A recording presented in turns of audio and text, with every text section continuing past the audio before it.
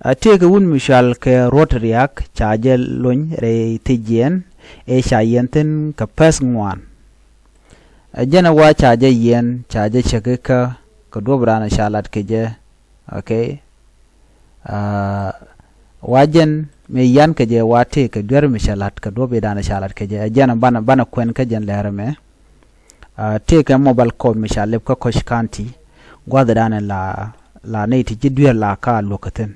So chijen point de charge look ki charge wana no de lure de je look wa men me charge je go jen tele je dwer ka jen jete ka pen ngware te jen chala do jen jak ran kan nakamo ka Koch County chala do che yuat ke telephone mom che yuat cho ram dana le dwer wa chu jogo no nakram menena. So no mo me che tuok ne ka pai kele dan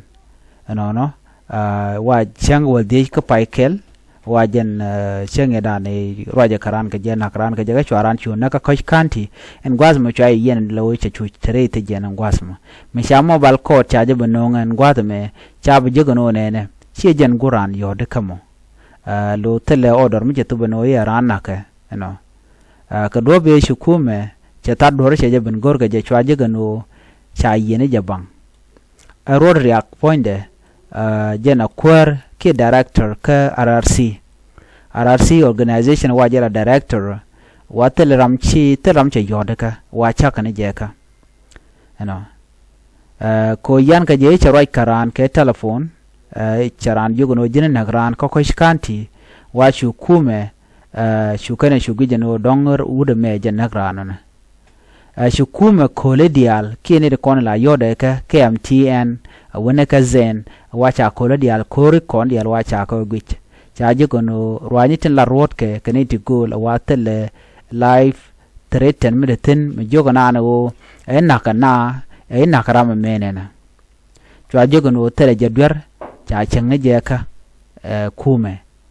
cha cheke ka fijamo cha chugorno jan bajeluny yan ke je ke paikel shanka wadich alo yan je ke chang wadika paikel ano ke jerwana me rame yieenä point en wude me mishale rori akane wa yieenä Koch County commissioner wude shal ke David gan mai wel wa jaram dana yeran no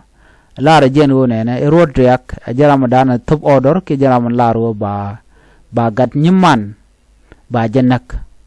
ba gadaman ba janak so gadaman mo shale gad bel maya wa jen do bi dana yen ke jam